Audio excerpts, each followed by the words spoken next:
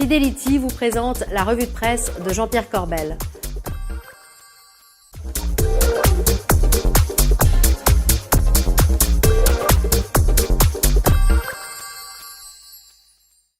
Bonjour, c'est mardi et c'est la revue de presse du Club Patrimoine en compagnie, comme toujours, de Jean-Pierre Corbel. Jean-Pierre, bonjour. Bonjour Bogdan. Vous allez bien? Mais écoutez, je vais très bien. Drôle de semaine quand même. Des millions de Français en week-end, vacances, RTT ou je ne sais quoi. Et moi, j'étais sur les routes du Sud et j'ai vécu ça. Écoutez, ça donne de quoi relativiser la crise. Il y a encore de l'argent dans ce pays. En tout cas, la crise, on n'en a pas beaucoup parlé cette semaine. Ce qui a fait le buzz, c'est l'affaire Guéant avec un drôle de canular de Gérald Dahan. Regardez. Patrick Devedjian. Oui. Oui, Manuel Valls. Oui. Bonjour, je ne dérange pas? Je t'en prie. On est au courant de d'où vient l'argent. C'est-à-dire que... qu'est-ce qui va sortir? Enfin, je sais pas, moi, là, tu me... L'argent ne vient pas du tout des tableaux. Oui, ça c'est sûr. C'est quand même curieux qu'il se fasse avoir comme ça, Oui, c'est politique. Hein, c'est incroyable. Ça va un peu loin quand même. Cette oui, comme je le disais la semaine dernière, nos politiques en pleine période fiscale, eh bien, ils nous amènent au pays du but. Et il faut quand même une grosse dose d'humour pour supporter ça. En tout cas, pour faire passer cette pilule, certains humoristes prennent un autre prisme. Regardez, j'ai beaucoup aimé ça. C'est un peu agaçant quand même le retour de la morale et de la transparence. Moi, je ne veux pas être désagréable, mais si tous les hommes politiques sont purs et irréprochables, il y a forcément une partie de la population qui ne va pas se sentir représentée.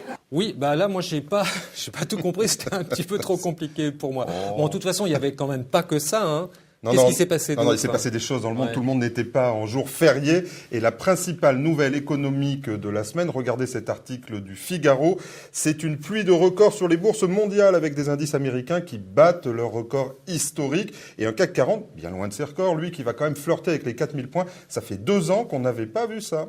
Mais alors, qu'est-ce qui a fait booster les marchés? Eh bien, les marchés sont gavés de liquidités, Bogdan, avec un Japon qui montre l'exemple de la création monétaire et la BCE qui a baissé la semaine dernière, on l'a vu, son taux directeur à 0,50% pour essayer d'éradiquer la récession. Mais à 0,50, le taux est particulièrement bas et ça ne donne pas de marge de manœuvre à la BCE. Et malgré tout cela, Jean-Pierre Corbel reste pessimiste. Non, allez, on va arrêter, on va pas être toujours contre le vent. Effectivement, la confiance semble revenue, les investisseurs étrangers sont de retour. Les Portugais ont émis de la dette la semaine dernière. Ah bah oui, c'est rassurant. Ben oui, quand même, ça fait 3 ans qu'ils ne l'avaient pas fait, certes à 6%, mais ça c'est fait. Les Espagnols émettent aussi du 10 ans aujourd'hui à moins de 5%, pas loin de 4,5% quand même, ça n'est pas rien. Donc la question qu'on peut se poser, c'est est-ce qu'on peut être optimiste avec un marché qui est sous perfusion, avec le docteur Bernanke qui nous dit lui-même que le marché est en bulle, et puis un autre marché qui fait sa bulle, on peut le dire, c'est le marché obligataire. Et j'imagine que c'est là que vous allez nous reparler de l'assurance vie. Eh bien oui, ça fait longtemps, je sais que j'en énerve certains avec mon scénario catastrophe sur l'assurance vie. Mais là, je vais juste vous montrer cet article du Monde qui n'est pas le plus blagueur des journaux, donc je vais me contenter de le citer.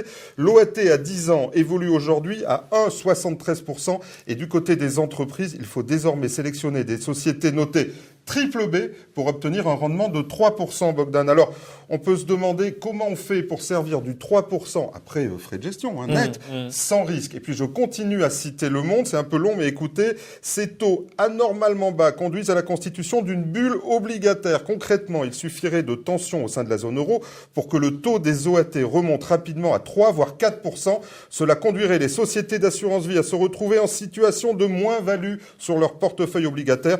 Tout le secteur de l'assurance vie pourrait s'en trouver déstabilisé, Bogdan. Mais bien sûr, on va encore dire que c'est moi qui suis parano. Bon, est-ce qu'il y avait quand même des choses un petit peu rigolotes cette Alors, semaine? Plus rigolo, je ne sais pas, mais en tout cas insolite. Je ne sais même pas si c'est pas un flop. Un article dans l'Express, 5 pages quand même, sur une société qui intrigue beaucoup de monde et qui s'appelle Aristophil, qui est le spécialiste français des manuscrits et autographes. Et son président, la semaine dernière, regardez, recevait le tout Paris à l'occasion de l'inauguration de l'Institut des lettres et manuscrits.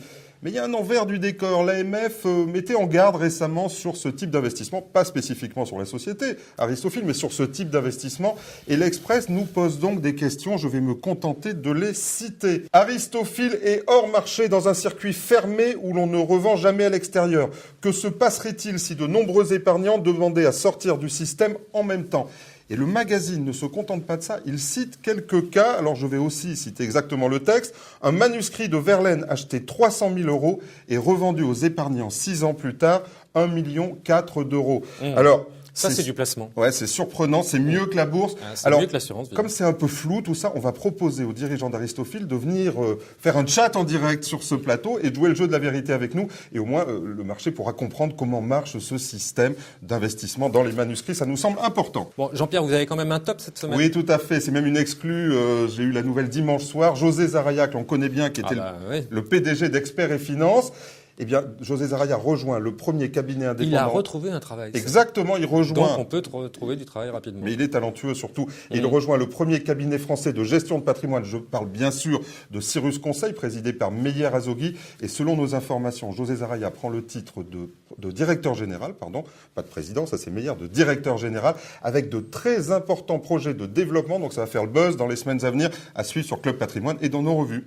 Allez, pour terminer très vite, juste pour rire. Alors, on savait que la France allait vendre ses bijoux de famille pour sauver la relance et boucher les trous actuels, mais on pensait pas en être arrivé là. Regardez cet article du Parisien. L'Élysée vend sa cave aux enchères, des Pétrus 90 estimés à 2200 €, et puis des petites bouteilles de Bourgogne à 10 € au total, 12 000 crus.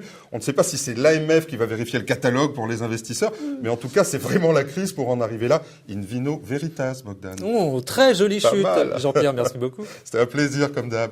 Quant à moi, il ne me reste plus qu'à vous remercier, à vous donner rendez-vous mardi prochain. D'ici là, gardez-vous bien.